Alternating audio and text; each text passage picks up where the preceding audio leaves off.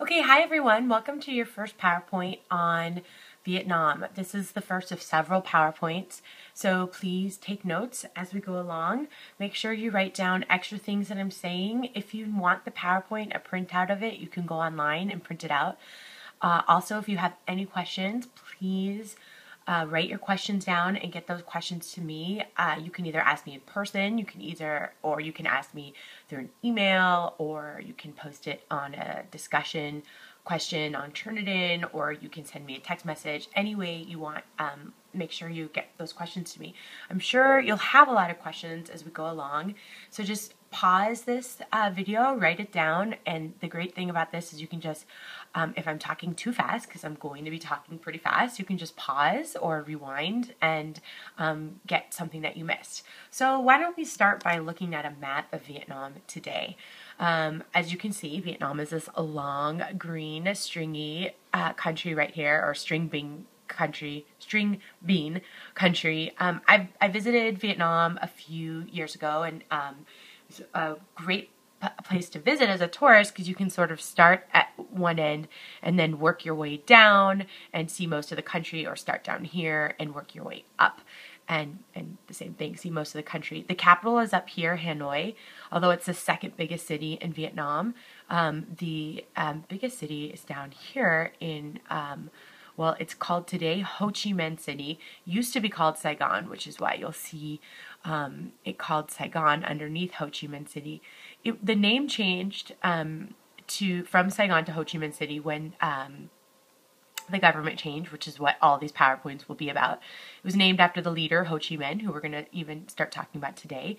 And since it's the name is fairly new, people still call it by Saigon, and often you can tell how people feel about the new government. If they call it Saigon, it means they wish the old system were still in place, and if they call it Ho Chi Minh City, either they're fine with the new system or they accept the change. Or any other reason. In the north, right bordering the north, is China, and China did take over Vietnam for about 1,000 years. So you can see they were very close to Vietnam. Up here would be Japan and Korea, and Japan also did during World War II take all of Vietnam. Cambodia is down here, and Laos is here to the left. And when the French took over Vietnam, they actually called it Indochine, and they took over Cambodia and Laos as well. So it would be this whole area here. Over here is Thailand, which would have been called Siam before. Thailand was actually one of the only countries that did not get imperialized and was able to keep Europeans out. Up here, Myanmar used to be called Burma, and England had this area. And this whole area, including some countries down here, is all known as Southeast Asia. So we'll come back to this map and look a little bit at it, since we'll be talking about areas on the map. But Vietnam has an incredibly long and interesting history: the culture, the language, the people, the religion, the ideas.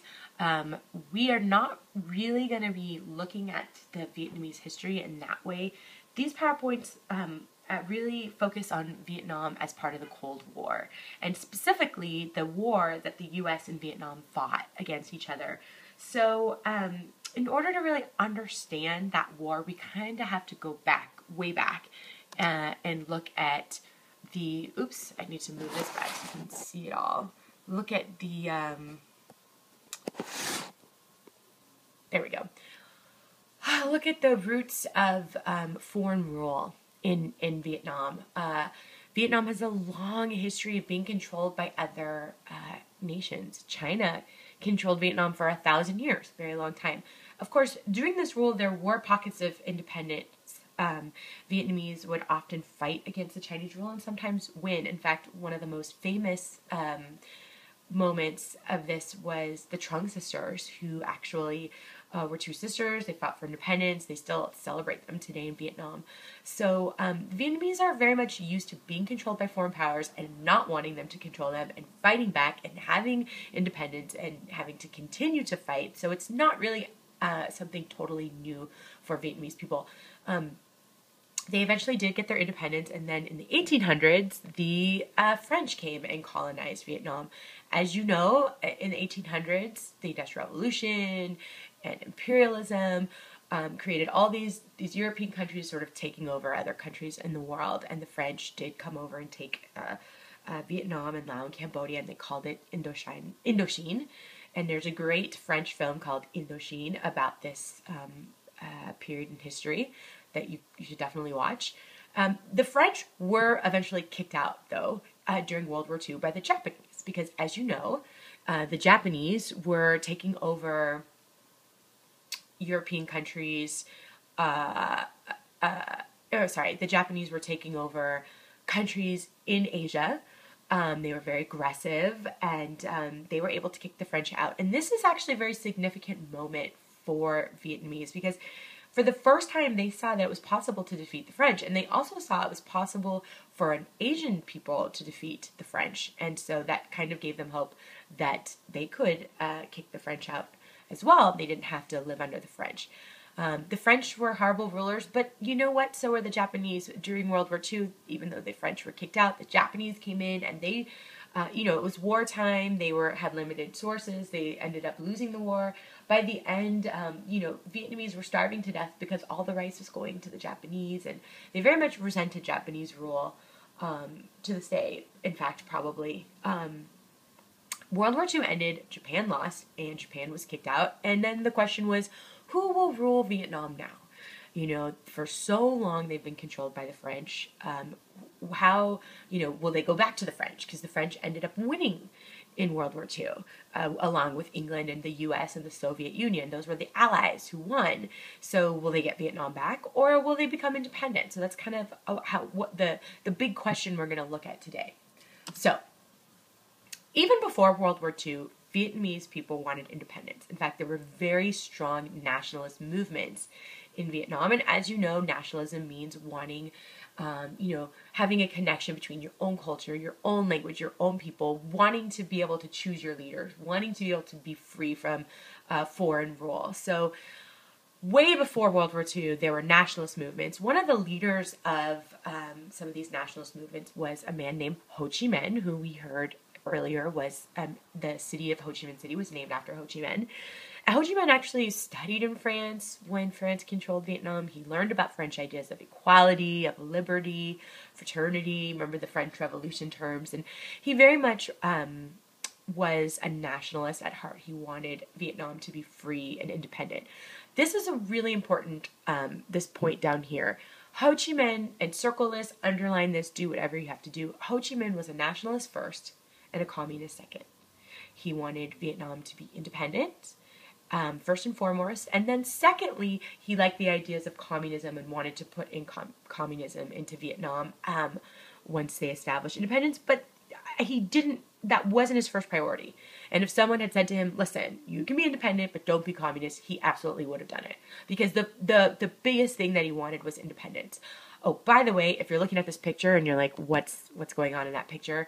That is actually a French prison in Vietnam. Today, it's a museum, and you can go in, and this is what you'll see today. They sort of set up these mannequins that look like what Vietnamese prisoners would have looked like. These Vietnamese prisoners would have been nationalist political prisoners in jail for trying to go against the French. The French were very, very tough rulers, very hard on the Vietnamese. They would put down their rebellions. In fact, there's a famous postcard sent home from a French, French soldiers in Vietnam putting down rebellions could send a postcard home of heads cut off of Vietnamese, sort of like, hey, look what we're doing. We're putting down these movements, and France is going to be stronger. You can actually see one of these postcards on the film The Roots of War. That's the episode 1 of a television history, a documentary about the Vietnam War done on PBS, if you want to see what that looks like. So World War II ends, and Ho Chi Minh the Japanese are kicked out, and he declares that it's Vietnamese independence. And he actually reads a Declaration of Vietnamese Independence where he says all men are created equal, and obviously that refers to the United States Declaration of Independence. He was copying the American independence movement. He believed that the U.S. would understand what Vietnam was going through because the U.S. had gone through the same thing. They had been colonized by England, and they fought a revolution to kick English out so they could rule themselves. And they believed that the U.S. would support them because the U.S. believed in freedom. And the U.S. had just fought World War II, fought against the Germans, fought against the Japanese, for the very reason that the Germans and the Japanese had taken over other nations.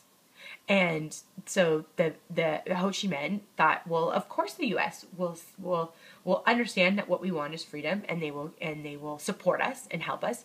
In fact, he even wrote letters. This is a letter that he wrote to President Truman at the time, saying, "Hey, President Truman, we're really excited to be independent now that the war is over and the Japanese are gone, and we don't want the French coming back. We know you'll support us." He sent many, many letters to the U.S. Asking for independence. Like I said, he was a nationalist first. He wanted freedom. He believed the U.S. would help him get freedom. And I'm going to end the PowerPoint right here because I can't really go too long. It won't upload. And please go on to the next PowerPoint to find out what happens. How does the U.S. respond? So this is to be continued.